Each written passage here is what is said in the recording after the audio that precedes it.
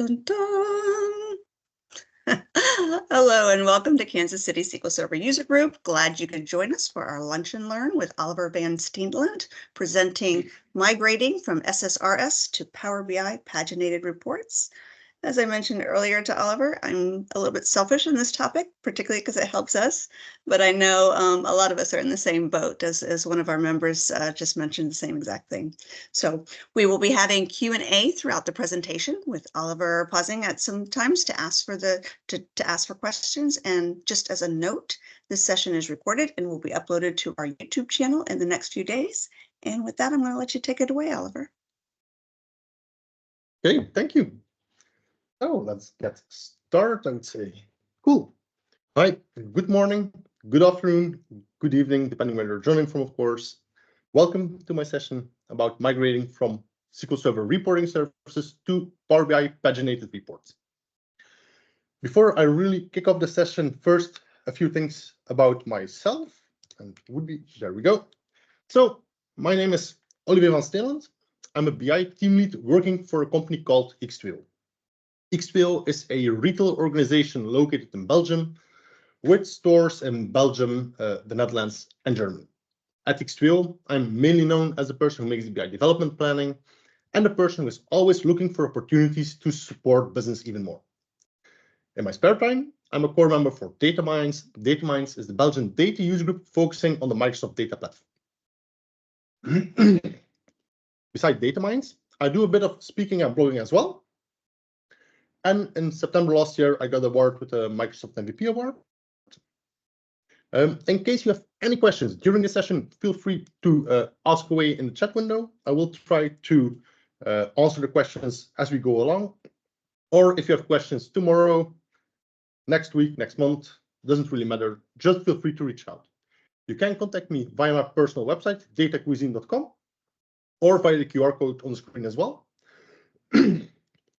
When I'm speaking and blogging, I'm always talking about personal experience. So things I'm running into at work, things I'm running into when I'm experimenting with things. So always personal experience.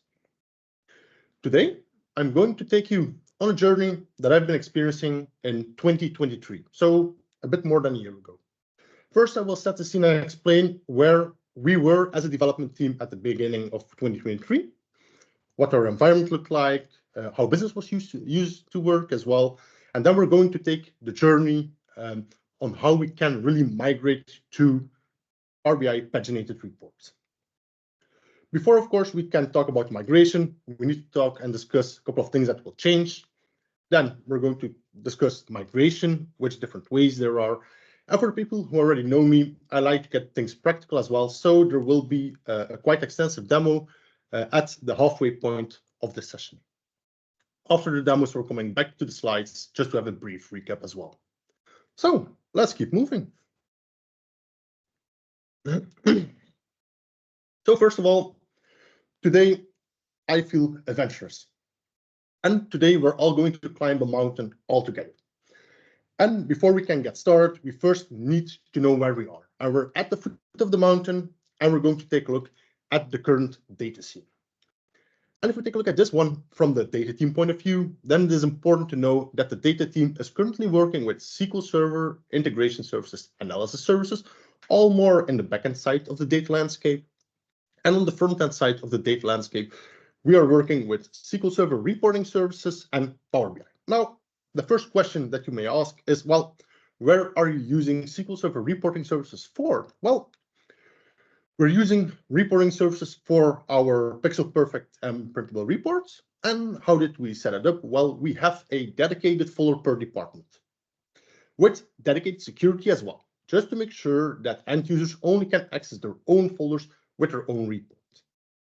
As soon as we need to, make reports available across departments, then we're starting to create linked reports. So what we actually have is we have a Visual Studio solution for every single department with their dedicated paginated reports. And then we're just deploying them and creating linked report to the different folders where these reports are required. Then we're using shared data sets as well, just to make sure that we only need to define our data set once. And of course, we have quite a few subscriptions as well on a daily basis a weekly basis, a monthly basis, and that more or less is it actually. Then we're using Power BI as well. And this is a complete different story. So what are we using in the Power BI service? We are using one workspace, only one. And that's it. A workspace where all our analytical reports are available. So as soon as anyone gets a Power BI Pro license and access to the workspace, they can see all the reports that are inside. So as a matter of security, yeah, well, there wasn't any at that point in time. That's from the data team point of view. Now let's take a look at this one from the business side of things. So the business users are currently working with, well, the Power BI workspace in one hand with a couple of data sets and their analytical reports. And in the other hand, well, they're working with the reporting services side where they have their dedicated folder and their dedicated paginated reports. This is where they're used to work. Now, one of the reasons for migration is the following. So the business is challenged. The business is having a couple of issues, and let's play a game. Where is the report? So this typically happens once in a while, every other week, every week maybe. And on Monday morning, business is coming into the office, enjoy the weekends, and they need to run a couple of reports and get them exported, of course, to send around. And what they do is, well, they're starting to look for the report and they can't find it. So they're just asking, they're sending me a message. Well, Olivier, I'm looking for this report, but I can't find it. And okay, I know Monday morning is tough, but I try to help. So what do? I just ask, well, where did you search? Well, did you search in Power BI or did you search on the reporting side? And at that point in time, we get complete silence. So I ask an additional question, like, yeah, okay, were you looking on the gray and green portal or on the red portal? Oh yeah, I was looking at the gray and green portal. Ah, okay, yeah. I need to disappoint them. Why? Well, the report was located on the red portal. And this might seem very trivial or silly, but these are things where business is running into. They have a difficult time to know where reports are available. So that is one of the reasons why I want to execute this migration. So if we quickly summarize, well, at this point in time, in the beginning of 2023, we have two different reporting platforms, Power BI and reporting sites from reporting services. As a matter of security, well, we have dedicated security on reporting services and, well, let's say no security in Power BI. And then as a matter of data source maintenance, well, it isn't too bad, but we still need to manage our data source on the reporting side and in Power BI as well, which can be annoying sometimes as well. And finally, something that is more valid for smaller to medium-sized businesses is resource consumption. The reason why I'm mentioning this one is, for example, I'm working for a company where my budget for the data warehousing infrastructure is pretty limited. Let's say it in that way. And with the budget I have, I am capable to get a server with 64 gigabytes of RAM, 8 cores, and SQL Server Enterprise, and that's it. All that to run SQL Server integration services, analysis services, reporting services, the Power BI data gateway, ad hoc requests, all that needs to run on that same machine. So my idea was as well, like, well, if I could execute the migration, well, I probably am able to shut down the reporting services service just to free up some resources from the machine as well. Now that we know all of this, what the starting point is, it is time to go on the adventure. And we're going to start off with a brisk walk and enjoy the view. And during this walk, I'm already imagining where I want to go to, what my final destination will be. And I'm imagining a world where we all use Power BI and where our analytical reports and paginated reports are living happily together. That's my vision. That is what I want to achieve with this migration. Before we get there, we will need to tackle a couple of hurdles as well. One of these changes, for example, that we will be required to do is, well, we're going to switch development tool. instead of using Visual Studio with the reporting services extension, we're going to use Power BI Report Builder as development tool. For those who don't know Power BI Report Builder, well, it looks like this. As you can see on the left-hand side of the screen, that's a screenshot of Power BI Report Builder. And as you can see, it isn't a fancy tool. It isn't. Important to know is, well, Power BI Report Builder is created with developers in mind. So they didn't want a very fancy tool. It really is created for developers. So my advice would be, don't try to hand it over to business users. Then, while we're making the switch from Visual Studio to Power BI Report Builder, it is important to know that we don't have any kind of concept of a solution file anymore. So where I used different solutions for all my departments in the past, I will need to recreate my own folder structure somehow, where I can just get all my all my reports together in a logical way, which will probably just be a folder structure on my local machine, for example. Then what is changing as well, and don't worry, in Power BI Report Builder, you can't make use of shared data sources. So don't worry, as soon as you publish your report to the Power BI service, then you will be able to reuse existing data sources. But during development time, you will be recreating your data sources over and over and over again. That's pretty important to know. Now, if we take a quick look at the available data sources for Power BI Paginated Reports, then, well, if we first take a look at the on-premise side, we still have SQL Server, analysis services, ODBC, and so on. There actually nothing really changes, but if we take a look at the cloud side of data sources, then we finally have, or we finally are able to connect to a Power BI dataset, which wasn't the case previously. And what I was thinking was like, okay, I'm currently using SQL Server analysis services, but what if I want to migrate my full data warehouse somewhere in the future? Why can't I try to create my reports or my paginated reports on top of a Power BI dataset, and then just with a live connection to get my data from my analysis services model? Well, that doesn't work. Unfortunately, of course. I tried it, I failed fast. Oh, besides that, you still have Azure SQL DB, Azure Analysis Services, and the Synapse is available as a data source as well.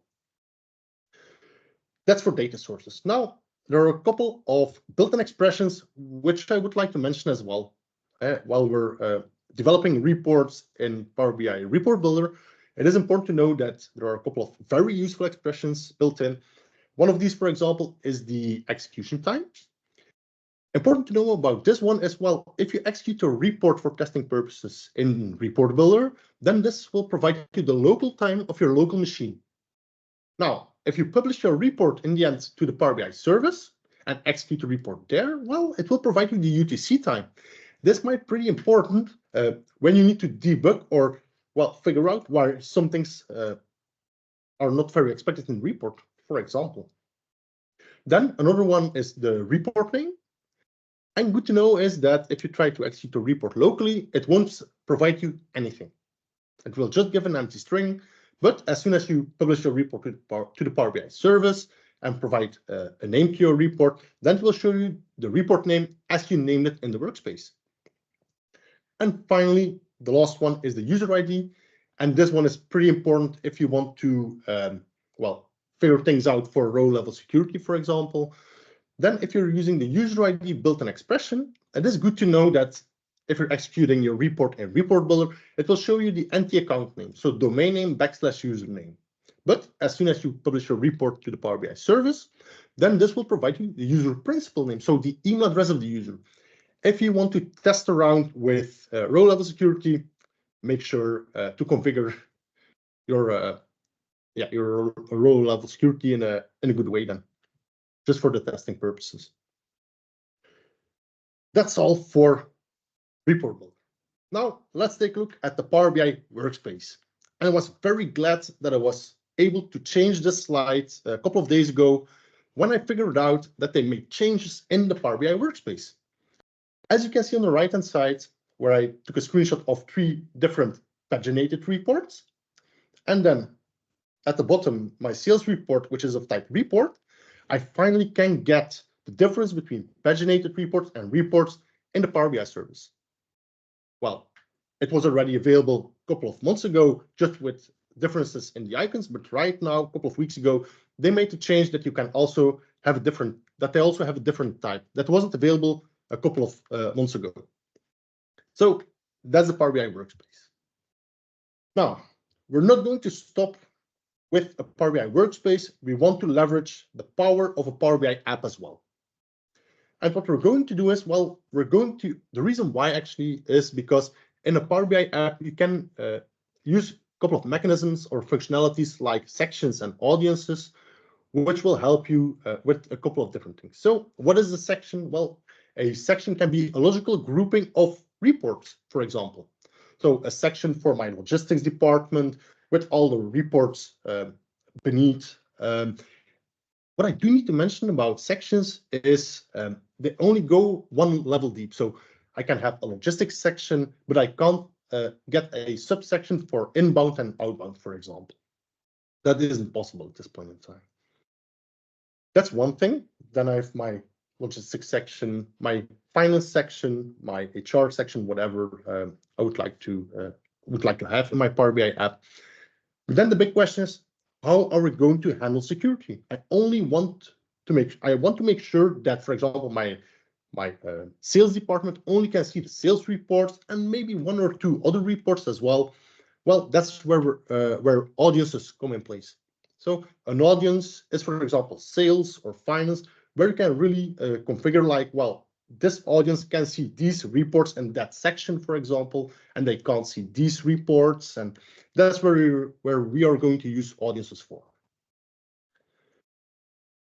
Now, what about Power BI subscriptions? Well, important to mention over here is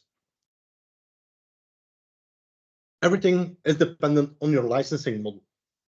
So if you're having dedicated capacity, don't worry, you're good to go. Don't worry at all. But if you don't, if you're not using dedicated capacity, just know that if you want to have subscriptions in place, every recipient of a subscription needs to have a pro license. That's a requirement. Just that you know. Now, we still can have time subscriptions on an hourly base, daily base, weekly base, and monthly base.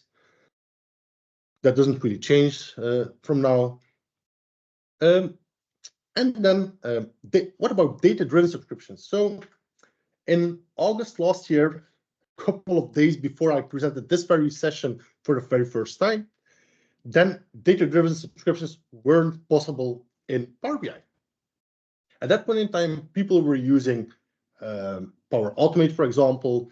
What I did, for example, was, well, since behind every single paginated report that I have, I'm running a store procedure, which is getting the data from SQL Server directly. And I was creating mechanisms in there to be able to send out some kind of data-driven subscriptions. But at the end of August last year, Microsoft announced dynamic subscriptions, which is a way to handle subscriptions more dynamically. Then the final point I want to mention about subscriptions is what I really like to do is if my overnight load for my data warehouse fails, I would like to disable my subscriptions if an error occurs. I would rather send out not a single report than incorrect reports with wrong data. Now, this is a point where I'm going to disappoint you probably. The reason why is until today, and I still wasn't able to find a way, I couldn't find any kind of way to disable subscriptions in Power BI by using an API. If somebody knows a way, please let me know. I'm more than happy to know about this one since I'm looking for this one myself. But until today, I couldn't find any kind of solution. What I do, of course, since I'm using store procedures, which are running queries to SQL Server, the first check I do in my data gathering is, well, did my overnight load went successful or did it fail? That's what I'm doing. If it fails, I'm just throwing an error, which is going to make sure that the subscription is failing as well. If my override load was successful, then it's just going to provide me the data set that I require for the report. Cool. So now we reached the first intermediate peak of the mountain. We can enjoy the view and we see where we came from the foot of the mountain, which path we took and what we learned until we reached the first intermediate peak. Now it is time to start the hard part of climbing that mountain, the migration. So we're just going to continue our journey and we're taking that walk and we come onto an intersection. And we need to choose which way to go. Do we choose the way on the left, which is the one-by-one way, or do we choose the route on the right, which is the more automated way? First of all, we're going to take a look at the one-by-one way. And before I continue, in case you have any questions, feel free to ask away in the chat window. I'm more than happy to answer during the presentation as well. So if we take a look at the one-by-one way or route, then we actually just need to execute a couple of steps. So first, we need to locate the RDL file. Then we're going to open it up in Power BI Report Builder. As a third step, we're going to change the data source connection. Then we're going to execute the report for testing purposes. And we're going to publish the report to the Power BI service. That's what we're going to do. And then we just need to repeat step 1 to 5. And that's it for the one-by-one way. Now, a couple of tips as well is, and this will be very hard to show today, but we'll get there. What is important is if everything goes fine in Power BI Report Builder, then as soon as you change, if you were using shared data sources previously, then what you will see is if you open up the existing report in Power BI Report Builder, that there will be a data source icon on the left with a very small shortcut symbol next to it. If you change your data source, that shortcut symbol needs to go away. If it didn't succeed. That's one. The second tip I would like to share with you is if you're using main reports and sub-reports, then it is important to deploy the sub-reports first. The reason why is in your main report where you are configuring your sub-reports, well, what you need to do is you will need to point to the location where you deployed the sub-report. That's what you need to do. So it is important to deploy the sub-reports first. After a while, if you're making changes to the sub-report after the migration, of course, then as soon as you make a change in the sub-report, you will be required to redeploy the main report as well. Otherwise, it will break. That's important to know as well. Now, this is the one-by-one way. If we take a couple of steps back and now take the route on the right-hand side, the more automated way, then there are actually two different possibilities. One is by using reporting services, and the other one is by using an open source tool. If we first take a look at option number 1, which is the migration using the publish button in reporting services, then it's important to know that if you are lucky and you're running on a pretty recent version, I would say, then you will be able to use that publish button in reporting services. As you can see at my slide as well, on my production machine, I was running reporting services version 15.0.11.02 build 9.11. And in that version, I didn't have the publish button available. On my local machine, on the other hand, where I was just running a build 1 version more recent, build 1047, there I had the publish button. I did have administrative privileges on both, but this is why I found out about the version importance as well. So if you're lucky, you can use this one. How does it look like? Well, you just get a publish button on the reporting portal where you can say publish all reports or select the reports to publish. It's going to ask you to sign in into Power BI. And then you will need to choose a workspace where you want to deploy to. And then you just get a very large button which says, well, start migration, and it's going to take a while. And in the end, if everything went fine or not, then you will get something, as you can see on the right-hand side, right there. Some reports didn't publish. And what it says, for example, in this case is, well, my sales by category report wasn't migrated. Why? Well, a report with the same name already exists in the workspace. What can be the case as well, especially if you're working with linked reports, for example, that will say, well, the report hasn't been migrated since it already was a part of the migration process. We'll see that one later on as well during the demo. This is automated option number 1. Now, number 2, which is the migration using the RDL migration tool from Microsoft. The RDL migration tool is a command line interface tool created by Microsoft, which is completely open source. It's freely available on GitHub. And what we actually need to do is, well, we just need to get the repository, build the code in Visual Studio, get the executable files, and then what we need to do is opening up a command prompt saying, well, RDL migration.exe. Then we need to provide the path to the report server, the path or the folder which you would like to migrate, the workspace name, as you named your workspace in Power BI, and then we need to provide the client ID. And this probably is the most challenging part. How to get that client ID? Well, to get the client ID, you will be required to register an app in the Azure portal. This app needs to have read all workspaces, read and write all data sets, and read and write all reports. Permission. The most easy way or the most convenient way to set up an app registration for this purposes is by going to the URL that I'm showing at the bottom of the slide, app.powerbi.com/embed setup. That's the most convenient way. We will be going through this one during the demo as well. Now, what does this RDL migration tool provide us? Well, it is providing a conversion log where we can just follow up what is happening. And then, and this is pretty useful, it will provide an output folder as well, where, as you can see, you can find the converted RDL file and the original RDL file.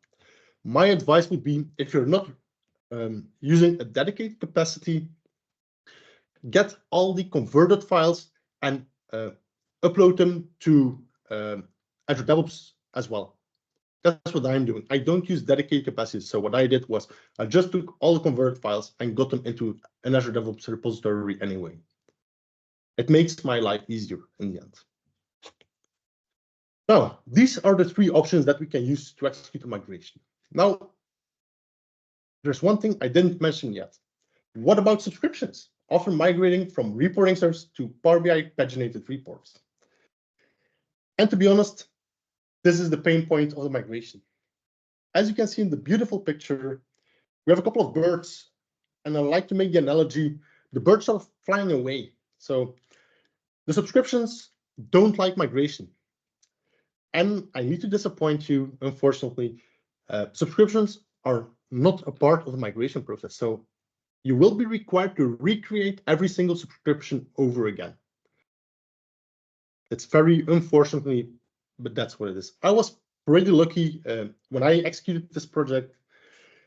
I just needed to recreate 20 subscriptions, more or less. But of course, if you're using larger environments, 100 reports, 1,000 reports, then your subscriptions will be a rough challenge to tackle as well. Cool. I've been talking for quite some time. So let's dive into a demo. So what are we going to do? I'm going to zoom in over here. There we go. So first things first, how does my reporting services environment look like? Well, I have my reporting services environment over here. I have a hidden folder with my data sources. And anyway, I have a hidden folder with my data sources. And then I have my folders with my logistics reports and my sales reports. That's my simplified reporting services environment. What can we find it, or can we find it into that folders? Well, a deployed reports folder where my original report is located. So report number 3. And what I then did was just creating a linked report to the logistics folder. That's what I did. Just to make my life easier and make sure that if I need to share this report with my sales department, I just create a linked report based on the report in the deployed reports folder. That's what I'm doing. And we have the same for sales with 2 other reports as well, which we're going to try to migrate as well. Then what did I do as well? In Power BI, I prepared 3 different workspaces. One where we're going to execute the manual migration, one where we are going to execute the migration from reporting services directly, and then one for the RDL migration. As you can see, all my workspaces are backed by premium capacity. Well, they're actually backed by a Fabric trial at this point in time, but this is not a requirement. So let's do the first one. So the manual migration. And what we need to do is, well, I'm opening up my Visual Studio solution where I can find my report number 3, which I'm going to migrate manually. So what do? I right click on my solution and go to open folder and file explorer. And if everything goes right, there we go, different screen. I can go to my logistics folder, and right here, I can see my report. I just copy the report and I'm opening up my different screen again. There we go. I'm just going to paste it. Now, while I was preparing for this session, I figured out something is going wrong. So I'm just opening up the report in Power BI Paginated Reports, or in Power BI Report Builder, better said. There we go. And what you normally would do is go to data sources. And as you can see, this is the first thing I want to show. We have a very small shortcut symbol next to the data source. What you normally would do is just double click on the data source, and I knew this was going to happen today. It's throwing an error, which doesn't make any sense, and I still need to report it back to the product team. But normally, what you normally would get is, I'm just going to open it anyway. There we go, this one. You would just get the data source property window. And right here, we just need to change our connection. So what it would typically do is, if you try to open it, it will be showing Microsoft SQL Server. And it is important to change it to the correct connection type. Today, I'm going to connect to Azure SQL, to an Azure SQL database. So I'm going to choose for Microsoft Azure SQL database. If I don't change it and I'm just providing my credential, it will work in Power BI Report Builder. But as soon as I try to deploy to the Power BI service, that will start to provide issues. So Microsoft Azure SQL, built, providing my credentials. Go. Save. Yes, that database. Connection succeeded. Okay. Step number 4 is run the report. Okay. Seems to be a bit strange, but it will be fine in the end. And at least can see some prices. So that's that. I'm changing back to the design mode, and I'm publishing my report. Oh, I need to sign in. Okay. That was unexpected. Go.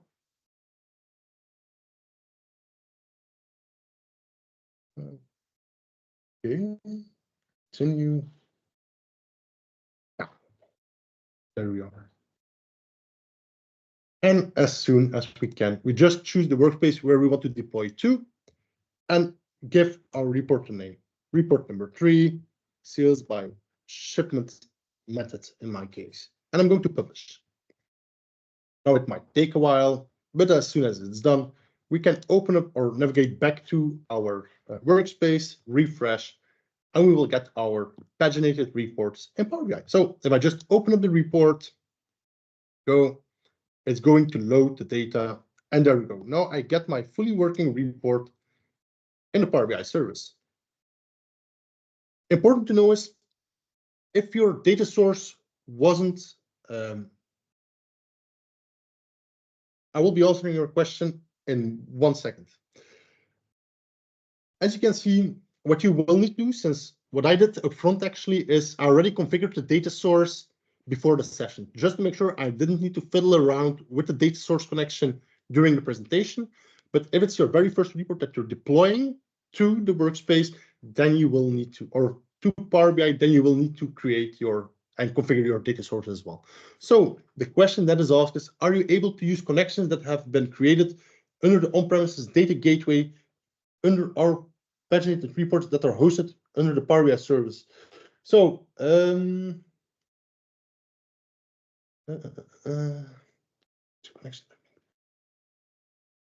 If I'm going to guess that you want to connect to SQL Server, for example, if you already created the connection, then you can reuse it.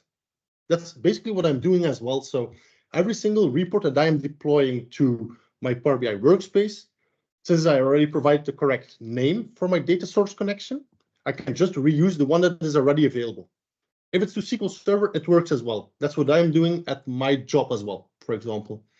There I'm connecting to SQL Server with one single data source connection through a on-premise data gateway. That's what I'm doing as well. So I hope that answers your question. If not, feel free to provide me with some more details in the chat window.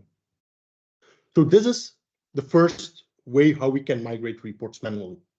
Then, if we take a look at the more automated way, then we're going to reporting services. And what we're going to do is we're just going to navigate to the right-hand side of the screen to the magical publish button. And we're going to say publish all reports. This is going to ask to sign into Power BI. There we go. Then I need to pick my account where I want to sign in with. And this can take a while. Come on.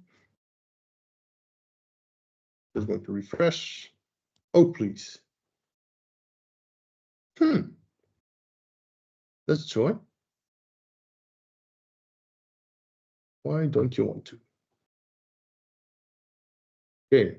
Because you're live. Yeah, of course. There's a reason why we do live demos, to make sure that these kind of things don't work. This was working 2 days ago. I love it. That's amazing. They've made an update. Again. No, we're just going to try again. If it doesn't work, then you will just need to believe me, unfortunately. But I will try just from a different folder, maybe. Publish all reports, sign in. Okay, one more try. Then I'm giving up. This happened to me once. Nah, it's not going to work. I don't know this one by heart. Yes. Nah. Oh well. It is what it is. If it doesn't want to, I'm very sorry. I won't. Unfortunately, won't be able to show you. I'm just going to try this one. Oh, maybe. Can try. Nah, it's just doing the same. One more try and then I'm really giving it. So this one.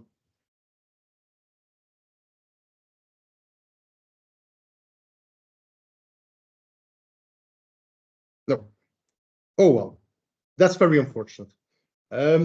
What it would do, this is annoying, but what it would do is it will basically just ask me to sign in. I need to choose the workspace. And then it's just going to start the migration process and showing up the, I will be showing you again, what it will do. It will be showing me some kind of message like we had right here, which is going to explain in this case, well, it will be only be able to migrate 3 out of 6 reports, since what the publish button will do is, if we just go to the home, and we take a look in the logistics folder, I have my linked report, report number 3. I have my original report number 3, and the process behind the publish button is just going to, well, just go through every single folder and subfolder, take all the different reports or linked reports, and just going to get over them and try to migrate them to the Power BI service. That's what it's going to do. So for these ones, there will be one failure, or actually it just won't try to execute the migration since it already did. And same for the sales reports. I have 2 linked reports over here, and in my deployed reports folder, I have them as well. So that's the reason why there will be 3 reports deployed out of 6 tries. That's what this was going to do. Well, that really is unfortunate. Oh well, that's of course live demoing. That's it. Now, option number 3, if we're not that lucky and I really hope this one works. I tried it half an hour ago, or well, 50 minutes ago, and it worked. So please, demo gods, let it work. Is by using the RDL migration tool. I just opened up the GitHub repository page where all the source code is freely available. And it actually is explaining very well what you need to do as well. And what did I do? I just, well, downloaded the source code and I've opened it up in Visual Studio. What we need to do is, well, we're going to the right-hand side to the Solution Explorer, right-click, and we're going to build a solution. That is what we need to do. Now, for those who are trying to migrate to a non-dedicated workspace or non-dedicated capacity, sorry, there is something you will need to do before executing the build. If we open up the Power BI client wrapper, then, and I'm just going to show what I did, I made a small change into the source code myself. Why? Well, when I tried to, no, this one and this one, there we go, compare. I made a very small adjustment myself. The reason why is in the default code, as you can download it from GitHub, there is a check, which you can see on the left-hand side. And I am going to zoom in. There we go. Which is, well, if the workspace is not on dedicated capacity, throw an exception. This was fine as long as paginated reports in Power BI were a premium feature. Since it changed last year in January or in December, actually, this is not required anymore. So I just removed this, this piece of code, and then it works to deploy to non-dedicated capacity workspaces as well. And I threw out another exception as well. I already created a pull request for this one, but it still didn't get approved to get into the main repository, unfortunately. So that's what you will need to remove from the code to make sure it works. So I did the build, and then I just need to navigate to the correct folder, go into the bin debug folder, and just copy all these files to a location where I want to use them. So what did I do? This is the same. So what did I do? On my C drive, I have a folder RDL migration tool where I have the files available. This one should be gone, and this should be gone as well. There we go. So that's what we will need to use right now. So what do? I open up command line. I'm going to zoom in. There we go. I navigated to that particular folder. And what we need to do is, well, say RDL migration.exe. Then pointing to my report server to get that URL, I'm just going to, and I closed it already. That's amazing. There we go. I'm just going to reuse this URL and just make a very small adjustment to make sure I get to the report server. Then I need to provide the path which I would like to migrate. Since I am migrating folders where there are also linked reports, I need to specify the folder path, unfortunately, for some reason. So I'm first going to migrate my sales reports, deployed reports. There we go. That's that. Then we need to provide the workspace name. So if I go to Power BI, workspace is workspace number 3. There we go. Copy, get it in there, cool. And finally, we need to provide the client ID. So how are we going to get the client ID? I've opened it up right. Open, come on. No. Oh, right here. So I opened up the URL that I provided before. So app.powerbi.com/embed setup. And right here, we're going to choose embed for your customers. As soon as this loads, yes, I know I'm running a trial license. Next, register your application, provide it with a meaningful name, RDL migration tool. There we go. And then we need to provide which access rights it needs to have. So read all workspaces, read-write all datasets, and read and write all reports. Then we're going to register the app. As soon as this is done, well, we actually get the client ID right here. That's what we need.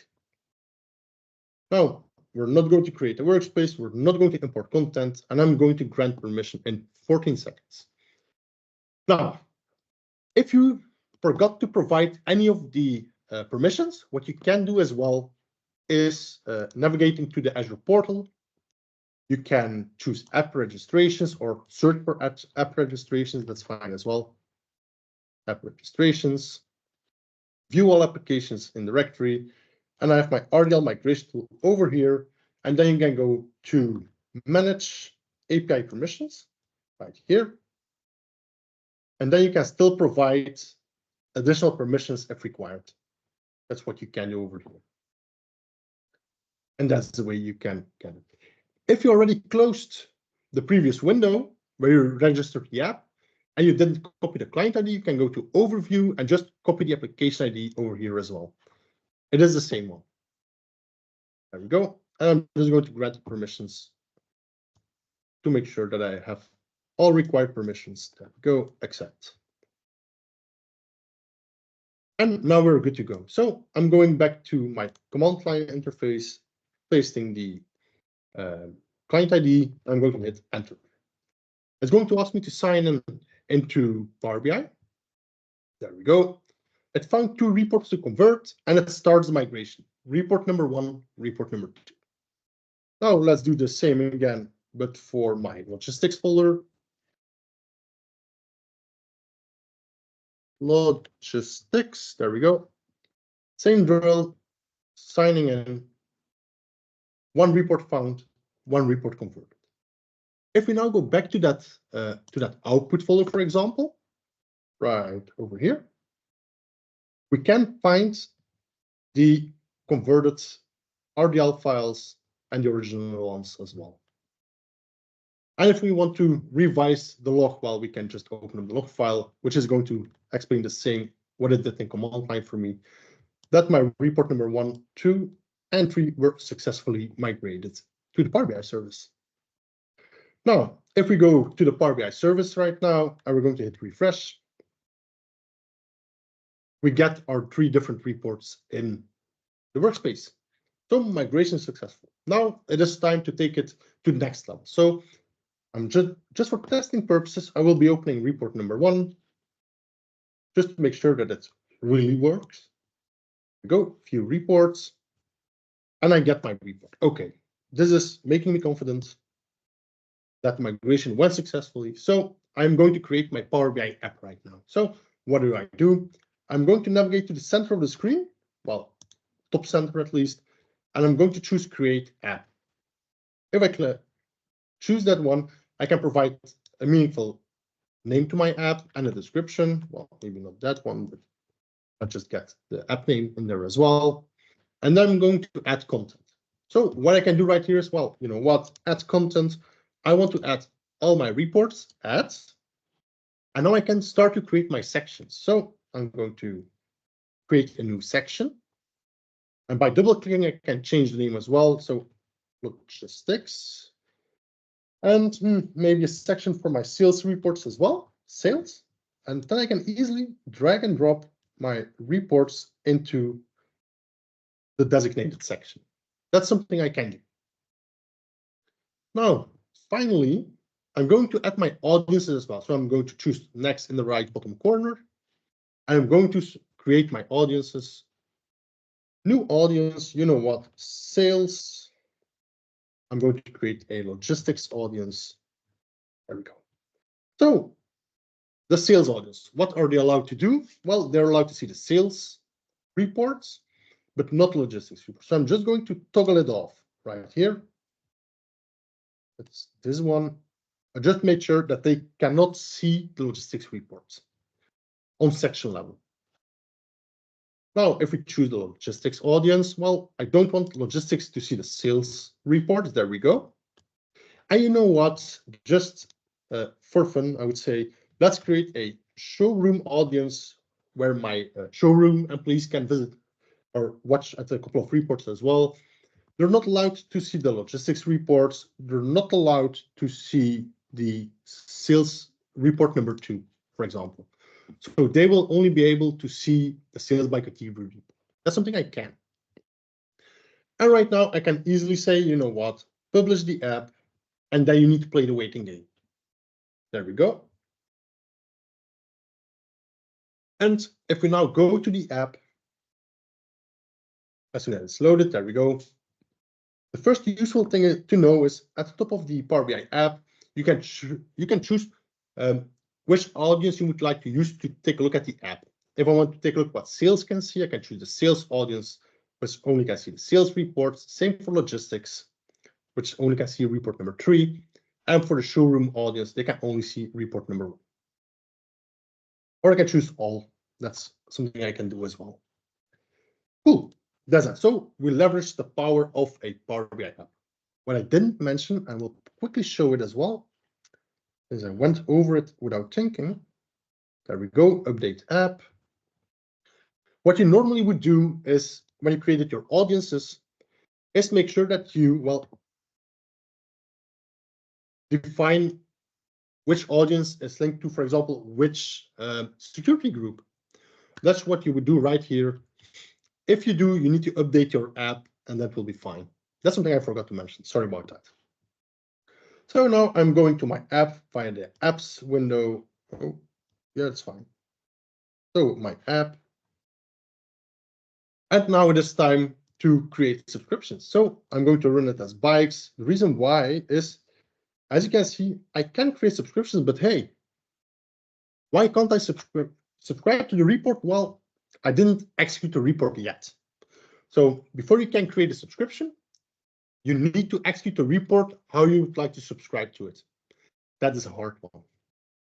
So I want to see bikes, view report, and as soon as the report is loaded, the subscribe to report button becomes available. So I just click subscribe to report, and on the right-hand side, I can create a subscription. There we go. And now I need to choose the subscription type, standard or the dynamic. Today, I'm only going to show you how to execute a standard subscription.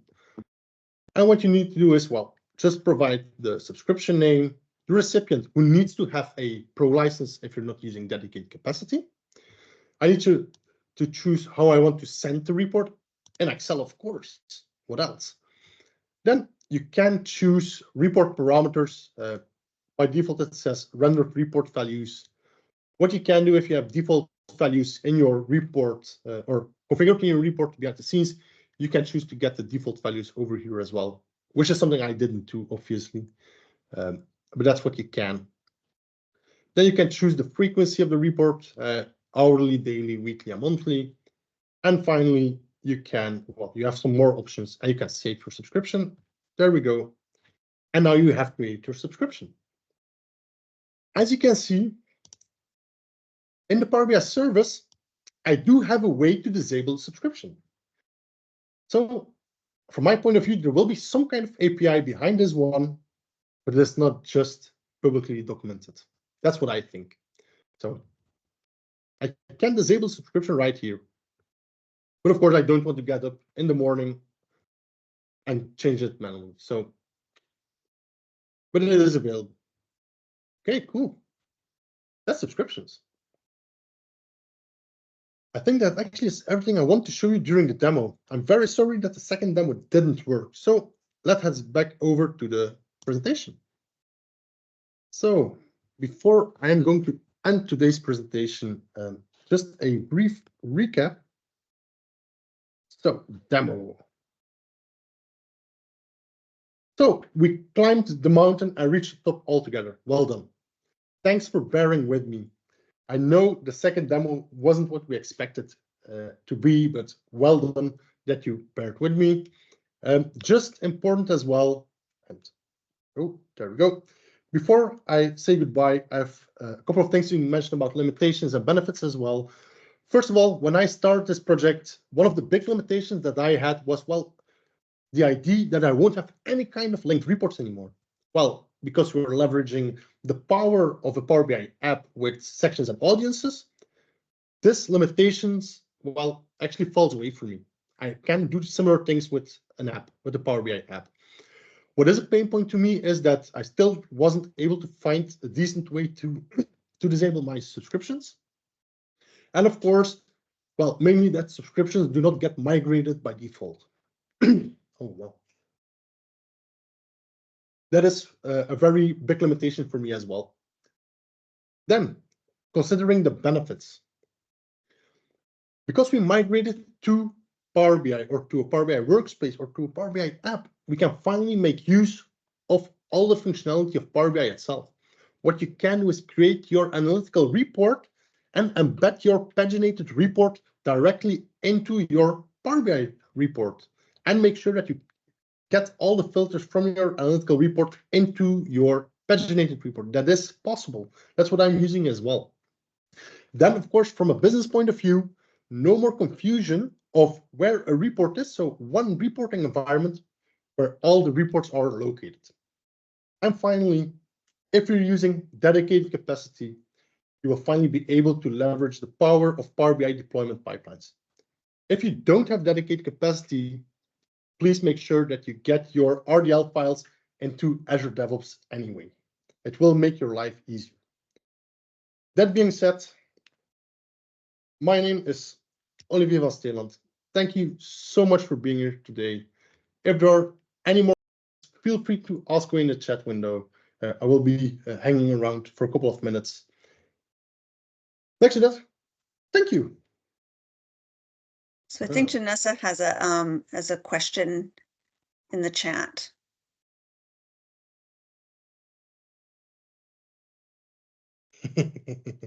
So the question is, are you able to create a paginated report that has a subscription that sends an Excel file with multiple tabs of different sub-reports? That is a fair question.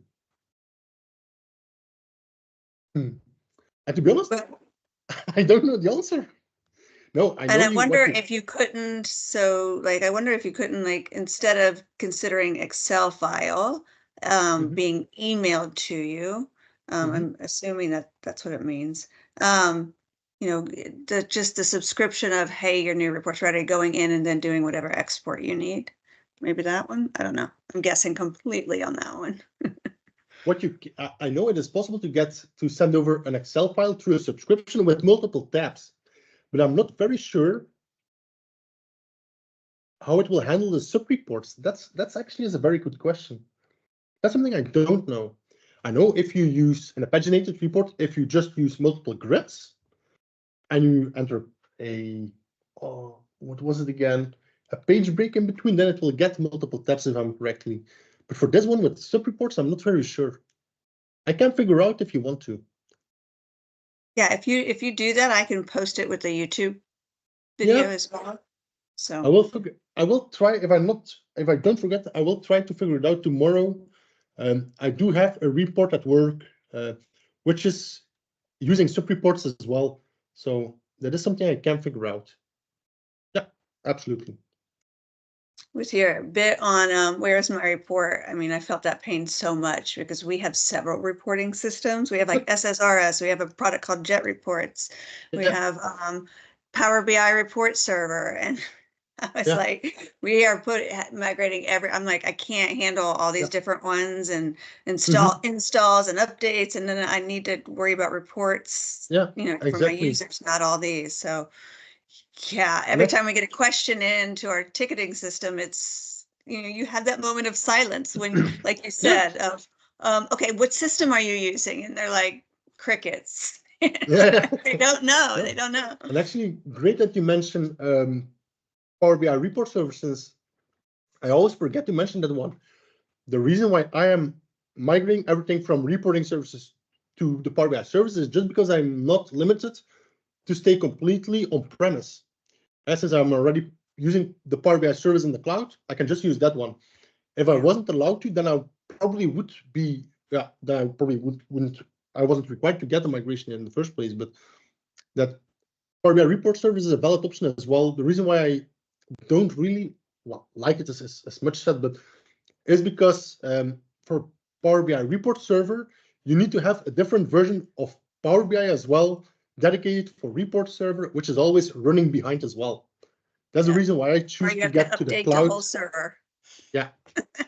It's a pain. We run them both, and I'm Yeah. just like, no, I'm not updating my report server.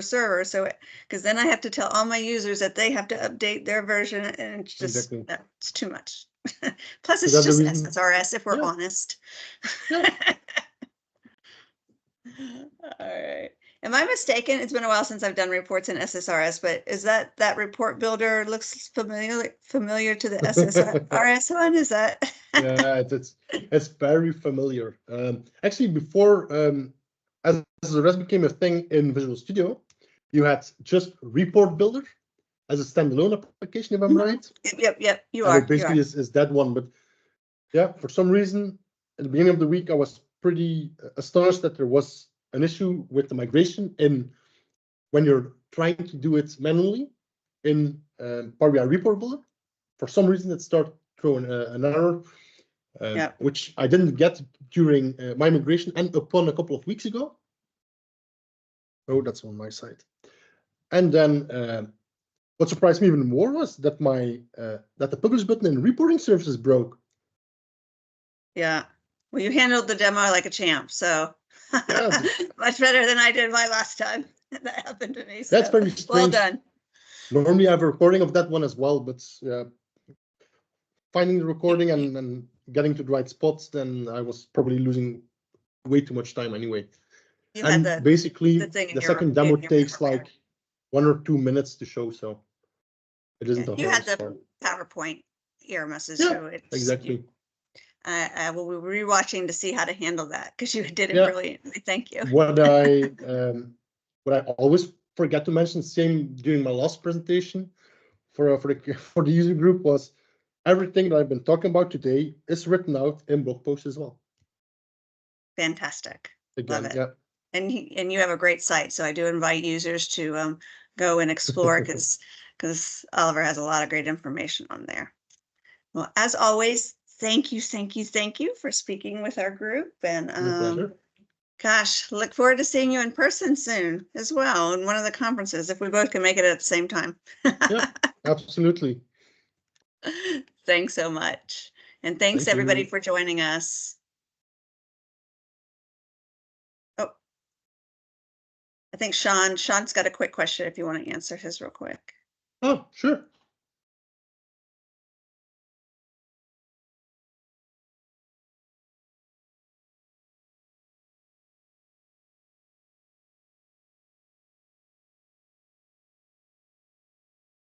Oh, it was already there. Okay. Yeah. Would the recipient of an emailed Excel report need a Power BI Pro license, or is it just for those that are going to view the report in the web app? They need a Pro license. So every recipient of a report needs to have a Pro license, yeah, as long as you don't have dedicated capacity. Yeah, that's one of the unfortunate things, of course, while switching from reporting service to Power BI. Yeah, because originally the end users didn't need any licensing as long as you installed it on the same server as the SQL server. But I'll have to figure out a workaround, but we'll be okay.